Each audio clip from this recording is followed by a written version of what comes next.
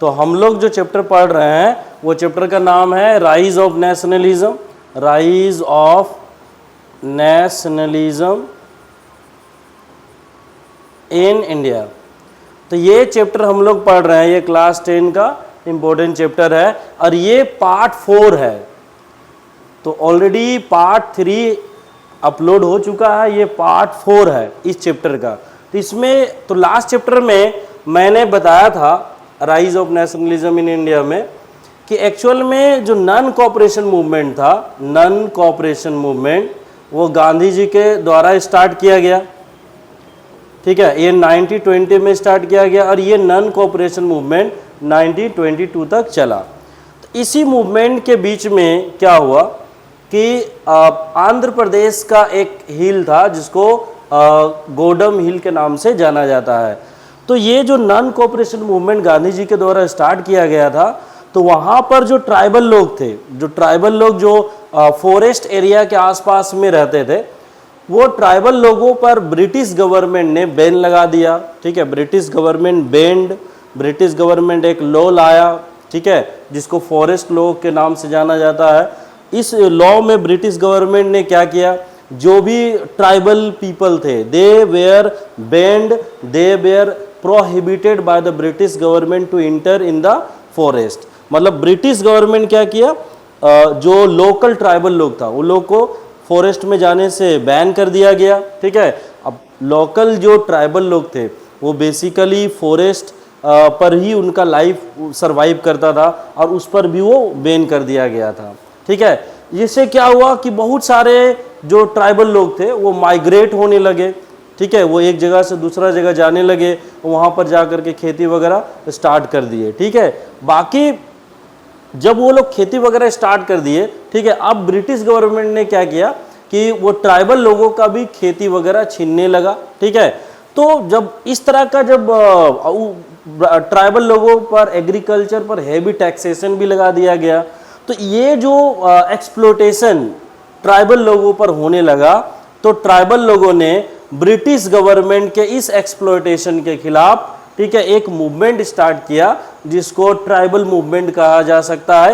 ये tribal movement 1920 में ही start हुआ था, ठीक है। और ये जो ट्राइबल मूवमेंट था वो एक आर्म्ड मूवमेंट था, जो कि सीताराम अलूरी अर्जुन इस व्यक्ति के लीडरशिप में ये मूवमेंट को स्टार्ट किया गया और ये एक आर्म्ड मूवमेंट था, ठीक है। हालांकि अगर हम सीताराम अलूरी राजू का अगर बात करें तो ये जो व्यक्ति थे, he was very inspired from Mahatma Gandhi and he believed in ideology of Mahatma Gandhi, ठीक है। तो ये महात्मा गांधी जी की आइडियोलॉजी में बिलीव करते थे। बस थोड़ा सा डिफरेंस ये था कि इनका ये मानना था कि ब्रिटिश गवर्नमेंट को अगर हराना है, अगर ब्रिटिश गवर्नमेंट से अपना हक लेना है, तो पीसफुल प्रोटेस्ट करने से कोई फ़ायदा नहीं होगा, उसके लिए आर्म्ड प्रोटेस्ट करना पड़ेगा। तो ये एक वॉयलेंट प्रोटेस्ट स्टार्ट किए, ठीक है। और इनके द्वारा जो मूवमेंट हुआ उसी को ट्राइबल मूवमेंट के नाम से भी जाना जाता है। तो ये शुरुआत में क्या था, ट्राइबल लोग ये मूवमेंट स्टार्ट नहीं कर रहे थे क्योंकि उन लोगों को बिलीव था कि महात्मा गांधी जी ने जो नॉन कोऑपरेशन मूवमेंट स्टार्ट किया है उस मूवमेंट से इंडिया को स्वराज मिलेगा, ठीक है। और उस स्वराज का बेनिफिट कहीं ना कहीं इन लोगों को भी होगा। इसीलिए बिगिनिंग में they were not protesting, they were not protesting British government. वो लोग ब्रिटिश गवर्नमेंट को प्रोटेस्ट नहीं कर रहा था, लेकिन जब लगा कि नहीं ब्रिटिश गवर्नमेंट बहुत ज़्यादा एक्सप्लोटेटिव हो रहा है, ठीक है, they are exploiting the tribal community, that's why this particular person started this movement. तो इस तरह से ये मूवमेंट हुआ था, ठीक है। ये आप कह सकते हैं कि नॉन कोऑपरेशन मूवमेंट के द्वारा या नॉन कोऑपरेशन मूवमेंट का रिजल्ट था कि ये गोडम हिल में मूवमेंट हुआ। इसके अलावा गोडम हिल के अलावा एक मूवमेंट आपका आसाम में भी हुआ है। ये मूवमेंट प्लांटेशन में हुआ, ठीक है। एक्चुअल में आसाम में क्या था, आसाम में जितने भी जो लोकल विलेजर्स लोग होते थे उन लोगों को टी स्टेट के अंदर काम दिया जाता था ब्रिटिश गवर्नमेंट के द्वारा, और उन लोगों को परमिशन नहीं होता था, ठीक है, they had no permission to leave the garden. उन लोगों को गार्डन के अंदर ही काम करवाया जाता था, सैलरी लो से लोएस्ट सैलरी दिया जाता था, ठीक है, और उन लोगों का लाइफ भी काफ़ी ज़्यादा एक्सप्लॉयटेटिव था, ठीक है, मीन्स ब्रिटिश गवर्नमेंट उन लोगों को भी काफ़ी ज़्यादा एक्सप्लॉयट कर रहे थे। तो जब महात्मा गांधी जी ने नॉन कोऑपरेशन मूवमेंट स्टार्ट किया 1920 में, तो जो प्लांटेशन वर्कर था, ठीक है, उन लोगों को भी लगा कि चलो गांधी जी ने एक नॉन कोऑपरेशन मूवमेंट स्टार्ट किया है, इसके बाद इंडिया को स्वराज मिलेगा, इसका बेनिफिट ये होगा कि उन लोगों को भी इस टी गार्डन से मुक्ति मिलेगा, ठीक है, ब्रिटिश लोगों का जो एक्सप्लॉयटेटिव या फिर ऑपरेसिव जो लॉ है उन लोगों से उन लोगों को आज़ादी मिलेगा, ऐसा लोगों को लगने लगा, ठीक है। तो बहुत सारे जो टी गार्डन के बहुत सारे जो वर्कर थे, ठीक है, they wanted to support Gandhi ji, वो गांधी जी को सपोर्ट करना चाहते थे, नॉन कोऑपरेशन मूवमेंट को वो लोग भी सपोर्ट करना चाहते थे। इसी पर्पज से क्या हुआ कि बहुत सारे जो विलेजर थे जो टी स्टेट से बाहर निकल जाते हैं without permission of the British government, ठीक है, और वो बाहर निकल करके वो पहले तो अपने घर की ओर जाने लगते हैं, यहाँ आप देख सकते हैं घर की ओर जाने लगते हैं, और उन लोग का पर्पस होता है कि घर जाएंगे, फिर वहाँ से ब्रिटिश गवर्नमेंट के अगेंस्ट में जो non cooperation movement Gandhi ji के द्वारा स्टार्ट किया गया है उसको भी सपोर्ट करेंगे। इसी पर्पस से वो लोग जाने लगे। लेकिन जब ब्रिटिश गवर्नमेंट को पता चला कि बहुत सारे जो इंडियंस है, मीन्स टी प्लांटर्स है, they are going out of the tea state, ठीक है, without permission of the British government, इसीलिए वो क्या किया, जैसे ही उन लोगों को खबर मिला, उन लोगों ने अपना पुलिस को भेज करके, ठीक है, ब्रिटिश पुलिस को भेज करके उन लोगों को अरेस्ट किया गया, उन लोगों को मारा पीटा गया, और फिर से उन लोगों को टी स्टेट के अंदर में ही ले आया गया। तो इस तरह का एक्सप्लॉयटेशन उन लोगों के द्वारा किया गया था, ठीक है, प्लांटेशन वर्कर्स पर असम में, ठीक है। तो ये भी जो मूवमेंट हुआ था, प्लांटेशन मूवमेंट इसको आप कह सकते हैं, ठीक है, ये स्वराज मूवमेंट आप कह सकते हैं इन असम, ठीक है। तो ये मूवमेंट भी उसी दौरान में हुआ था जब गांधी जी के द्वारा नॉन कोऑपरेशन मूवमेंट चलाया जा रहा था, ठीक है। तो ये सब सारा गांधी जी के द्वारा नॉन कोऑपरेशन मूवमेंट चलाया जा रहा था। उसके बाद मैंने आपको बताया था कि नॉन कोऑपरेशन मूवमेंट को 1922 में गांधी जी के द्वारा स्टॉप कर दिया गया, क्योंकि जो चौरी चौरा वाला जो इंसिडेंट हुआ था उसके बाद गांधी जी को अरेस्ट कर लिया गया, और चौरी चौरा में जो वायलेंस हुआ था, गांधी जी को लगता था कि ये जो हमारा जो आइडियोलॉजी है उसके टोटली अगेंस्ट ये मूवमेंट जा रहा है, that's why Gandhi ji decided to take the movement back, ठीक है। उसके बाद फिर क्या हुआ, गांधी जी ने जब ये मूवमेंट को स्टॉप कर दिया, उसके बाद जो मेजर मूवमेंट गांधी जी के द्वारा स्टार्ट किया गया वो मूवमेंट को हम लोग दांडी मार्च या सोल्ट मार्च के नाम से भी जानते हैं, ठीक है। तो ये जो मूवमेंट था ये गांधी जी के द्वारा 1930 में स्टार्ट किया गया। अब ध्यान दीजिए, ये जो सोल्ट मार्च या जो सोल्ट मूवमेंट है, this was really a big movement that was started by Gandhi ji. अब देखिए इसके पीछे भी एक कहानी है कि ये मूवमेंट गांधी जी के द्वारा कैसे स्टार्ट किया गया था। सबसे पहले अब ये जो नॉन कोऑपरेशन मूवमेंट के ख़त्म होने के बाद गांधी जी भी एक ऐसे अपॉर्चुनिटी में थे, he was looking for a opportunity, और वो उनको अपॉर्चुनिटी एक ऐसा चाहिए था जिससे कि वो पूरे इंडियंस को कनेक्ट कर सके। वो एक ऐसा इशू को लेकर के मूवमेंट स्टार्ट करना चाहते थे, और वो इशू गांधी जी को मिला, क्योंकि जो ब्रिटिश गवर्नमेंट ने क्या किया, जो भी सोल्ट का प्राइस था वो इंक्रीज़ कर दिया। सोल्ट का प्राइस जब इंक्रीज़ हुआ उसका रिजल्ट ये हुआ कि जो poor people they were not able to afford, क्योंकि ब्रिटिश गवर्नमेंट ने ये मीन्स अनाउंसमेंट करवा दिया कि जो भी इंडियंस है, not a single Indian has authority to make the salt, ठीक है, मतलब सॉल्ट बनाने का ऑथोरिटी इंडियन से ले लिया गया, ठीक है। और साथ ही साथ ये बोला गया कि अगर कोई इंडियन सॉल्ट बनाता है तो उसको ठीक है काला पानी का सजा भी दे दिया जाएगा। आपको पता होगा कि पहले क्या होता था कि जो भी नेशनलिस्ट लीडर होता था, ठीक है, ब्रिटिश गवर्नमेंट अगर किसी को हार्ड पनिशमेंट देता था तो उसको काला पानी का सज़ा दे दिया जाता था। उसके लिए एक पार्टिकुलर जेल बनाया गया था जिसको सेल्युलर जेल के नाम से भी जानते हैं, ठीक है। ये अंडमान निकोबार में ये एक पार्टिकुलर जेल था। तो यही अनाउंसमेंट कर दिया गया कि अगर कोई सॉल्ट बनाएगा तो उसको काला पानी का सज़ा दे दिया जाएगा, ठीक है। और ब्रिटिश गवर्नमेंट ने डिसाइड किया कि जितना भी सोल्ट होगा इंडियंस को, ठीक है, वो ब्रिटिश गवर्नमेंट से ही इंडियन खरीदेगा। तो ये रूल बना दिया गया, ठीक है। जिससे क्या हुआ, poor people they started facing problem, ठीक है। तो इस प्रॉब्लम को देखते हुए गांधी जी ने डिसाइड किया कि इसके लिए एक मूवमेंट शुरू किया जाना चाहिए। तो ये मूवमेंट, ठीक है, गांधी जी ने सोल्ट मार्च या दांडी यात्रा के नाम से इस मूवमेंट को जाना जाता है। इसमें गांधी जी ने ये मूवमेंट 1930 में स्टार्ट किया। गांधी जी का प्लानिंग क्या था कि वो साबरमती से वो दांडी गांव या दांडी सिटी वो जाना चाहते थे, ठीक है। साबरमती आश्रम गांधी जी का जो गुजरात में था, वहाँ से वो दांडी गांव जाना चाहते थे।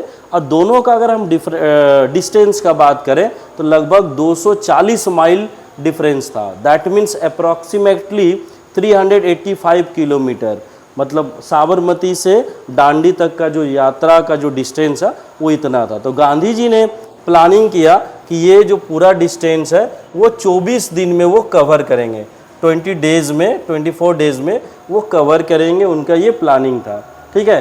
तो ये गांधी जी, ये जो मूवमेंट था गांधी जी के द्वारा एक्चुअल में 12 मार्च 1930 में स्टार्ट किया गया, ठीक है।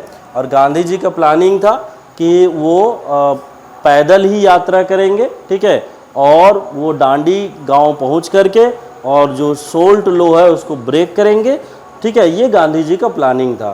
तो गांधी जी ने 12 मार्च 1930 को सोल्ट मूवमेंट स्टार्ट किया, ठीक है। और फाइनली वो पैदल चलना स्टार्ट किए, ठीक है। जैसा कि आप देख सकते हैं गांधी जी आगे आगे रहते थे, ठीक है, और उनके पीछे उनका सारा फॉलोवर्स था, ठीक है। गांधी जी जो साबरमती से स्टार्ट किए थे ये यात्रा, उसमें शुरुआत में उनके साथ 78 मेंबर्स या फॉलोवर था, ठीक है। लेकिन जैसे जैसे वो आगे बढ़े, जैसे जैसे वो दांडी की ओर बढ़े, उनके साथ हजारों लाखों लोग जुड़ते चले गए, ठीक है। और गांधी जी को बहुत ज़्यादा ह्यूज रिस्पॉन्स मिलने लगा। फाइनली गांधी जी जो मूवमेंट 12 मार्च को स्टार्ट किए थे 1930 को, उसके बाद वो फाइनली 6 अप्रैल को वो पहुंच गए दांडी। 6 अप्रैल 1930 को वो दांडी पहुंच गए। और दांडी पहुंच करके दांडी जो तट था, कोस्टल एरिया, आप यहाँ देख सकते हैं, गांधी जी ने नमक बनाया और नमक बना करके जो मतलब जो सोल्ट मूवमेंट था, ठीक है, उसको पूरा किया गांधी जी ने, ठीक है। और जो ब्रिटिश लोग का जो मतलब रूल था, ठीक है, सोल्ट नहीं बनाने का, उस लॉ को उन्होंने ब्रेक किया। यहाँ पर आप देख सकते हैं Gandhi ji broke salt laws, okay. And salt law broke करने के बाद, ठीक है, गांधी जी काफ़ी ज़्यादा वायरल हो गए।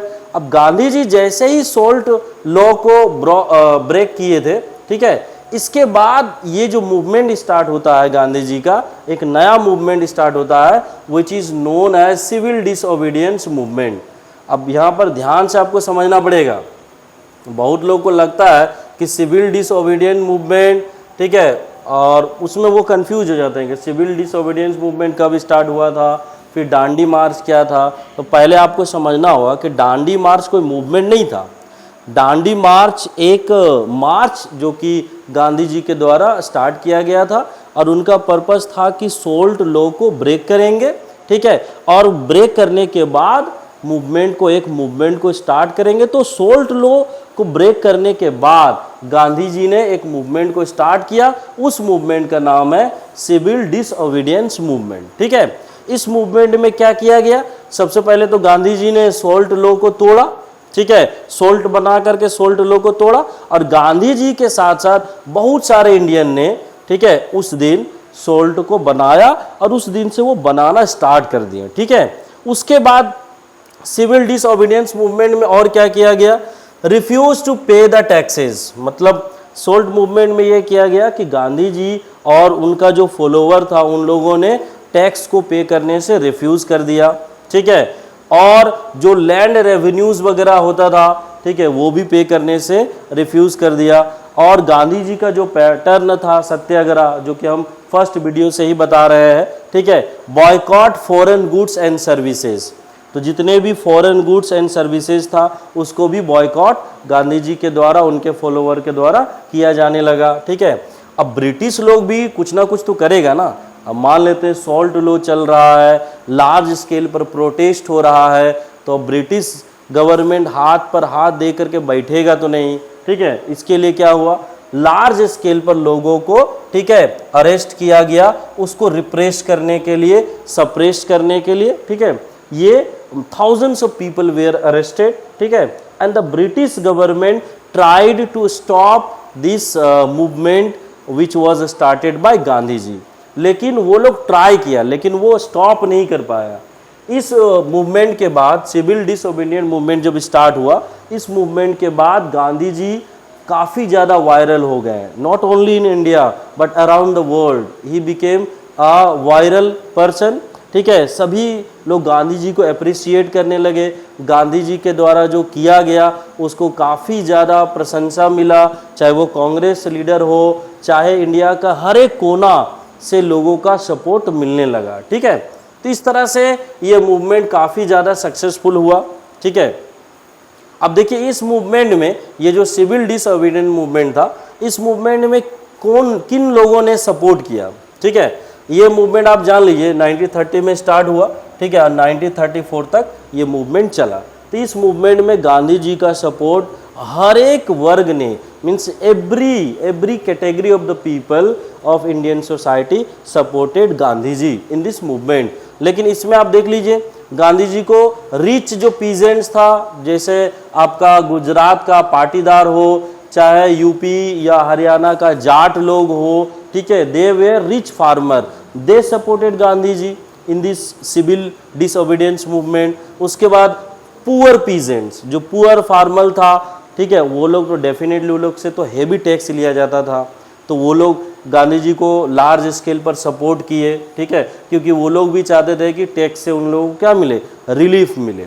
इसके बाद बिजनेसमैन, जो इंडियन बिजनेसमैन था, ठीक है, वो लोग भी गांधी जी को लार्ज स्केल पर सपोर्ट किए, क्योंकि उनको भी लगता था कि गांधी जी को सपोर्ट करने से उनका जो टैक्सेशन है, उनसे जो टैक्स लिया जा रहा है, हैवी टैक्स लिया जा रहा है, उसको रिड्यूस किया जाएगा। इसके बाद जो इंडस्ट्रियल या प्लांटेशन वर्कर्स है, they also supported Gandhi ji. Women also equally participated and supported Gandhi ji in civil disobedience movement। तो इस तरह से अगर आप देखिएगा, so thousands of people, each and every category of the people, each and every Indian, they were behind Gandhi ji, they basically supported Gandhi जी। ठीक है, तो ये अब सोचिए, अब इतना ज़्यादा सपोर्ट अगर गांधी जी को मिलेगा तो उसका रिजल्ट क्या होगा। ठीक है, गांधी जी काफ़ी ज़्यादा वायरल हो गए, गांधी जी काफ़ी ज़्यादा उनका जो नेम और फेम था इंडिया और बाकी सारे वर्ल्ड में काफ़ी ज़्यादा स्प्रीड हो गए। अब डेफिनेटली अब ये जो सिविल डिसओबीडियंस मूवमेंट था, ठीक है, उसमें गांधी जी क्या चाहते थे। ठीक है, गांधी जी का डिमांड क्या था। अब कोई भी मूवमेंट आप स्टार्ट करिएगा तो आपका कुछ ना कुछ तो डिमांड होगा ना। तब ये जो मूवमेंट गांधी जी के द्वारा स्टार्ट किया गया था सोल्ट मार्च के बाद, तो इस मूवमेंट में गांधी जी का एक्चुअल में डिमांड क्या था। तो डिमांड था active participants providing financial supports and leadership. ठीक है, मतलब उन लोग का डिमांड था कि भाई रेवेन्यू, लैंड रेवेन्यू रिडक्शन होना चाहिए। ठीक है, और रेंट वगैरह का रिडक्शन होना चाहिए। और गांधी जी के द्वारा जो सारे नेशनलिस्ट लोग थे, they wanted freedom from colonial restriction, वो लोग फ्रीडम का भी डिमांड करने लगे। तो ये सब सारा डिमांड था गांधी जी के द्वारा, और गांधी जी को जो सपोर्ट कर रहे थे उन लोगों के द्वारा ये सब सारा डिमांड था। अब सोच के देखिए, ये सब सारा डिमांड जब था, ठीक है, तो ब्रिटिश गवर्नमेंट इसको कभी फुलफिल कर ही नहीं पाएगा। तो ये जो मैटर था वो काफ़ी ज़्यादा बढ़ चुका था, ब्रिटिश गवर्नमेंट इसको हैंडल नहीं कर पा रहा था। इसके लिए ब्रिटिश गवर्नमेंट ने डिसाइड किया कि भाई अब गांधी जी के साथ कुछ ना कुछ नेगोशिएशन करना पड़ेगा। तो उस नेगोशिएशन के लिए राउंड टेबल मीटिंग किया गया। राउंड टेबल मीटिंग, ठीक है, 3 राउंड टेबल मीटिंग हुआ। पहला जो राउंड टेबल मीटिंग हुआ वो 1931 में हुआ, ठीक है। ये मीटिंग लंदन में ब्रिटिश गवर्नमेंट के द्वारा बुलाया गया, लेकिन इसका कोई बेनिफिट्स नहीं हुआ, ठीक है। इसमें गांधी जी शामिल ही नहीं हुए, कुछ 2-4 छोटा लीडर वगैरह शामिल हुए। इसका रिजल्ट ये हुआ कि जितना पॉपुलैरिटी इसको होना चाहिए था वो हो नहीं पाया। उसके बाद फिर क्या हुआ, 1932 में second round table meeting organise किया गया गांधी जी के द्वारा, ठीक है। इस मीटिंग में गांधी जी पार्टिसिपेट किए, लेकिन गांधी जी के पार्टिसिपेशन के बाद भी, ठीक है, गांधी जी का जो भी डिमांड था, जैसे कि हम बोले कि वो लैंड रेवेन्यू रिडक्शन चाहते थे, वो रेंट में रिडक्शन चाह रहे थे, वो बेसिकली फ्रीडम चाह रहे थे, स्वराज चाह रहे थे। अब ब्रिटिश गवर्नमेंट सारा चीज़ को मान ले रहा था, लेकिन ये जो फ्रीडम वाला जो है वो ब्रिटिश गवर्नमेंट मान नहीं रहा था, ठीक है। तो जो सेकेंड राउंड टेबल मीटिंग हुआ ना, उसका भी रिजल्ट कुछ नहीं निकला। उसके बाद फिर एक और राउंड टेबल मीटिंग किया गया, ठीक है, और 1933 में, लेकिन इसका भी कुछ रिजल्ट नहीं निकला, क्योंकि ब्रिटिश गवर्नमेंट सारा डिमांड एक्सेप्ट कर रहा था, ठीक है। जैसे लास्ट में क्या हुआ, ब्रिटिश गवर्नमेंट एक्सेप्ट कर लिया कि ठीक है, जो भी टैक्सेस वगैरह है वो रिड्यूस किया जाएगा, और विशेष करके जो सोल टैक्स है वो रिड्यूस किया जाएगा, ठीक है। और इसके अलावा वो लोग इंडियंस, मतलब गांधी जी डिमांड कर रहे थे कि पॉलिटिकल प्रोटेस्ट का भी राइट्स होना चाहिए। तो ब्रिटिश गवर्नमेंट उसको भी एक्सेप्ट कर लिया, बट सिर्फ फ्रीडम को एक्सेप्ट नहीं कर पाया, ठीक है। तो इस तरह से ये सारा राउंड टेबल मीटिंग हुआ, ठीक है। तो ये मूवमेंट जो था, ये गांधी जी के द्वारा सबसे बड़ा मूवमेंट आप कह सकते हैं। इससे पहले जितना भी मूवमेंट आप गांधी जी के बारे में पढ़ें, उसके कंपैरिजन में अगर हम बात करें तो ये जो मूवमेंट था, this was the biggest and the best movement that was launched by Gandhi ji. तो आज के लिए इतना ही रहने देते हैं, ठीक है। अब हम लोग नेक्स्ट वीडियो में और आगे पढ़ेंगे। Thank you.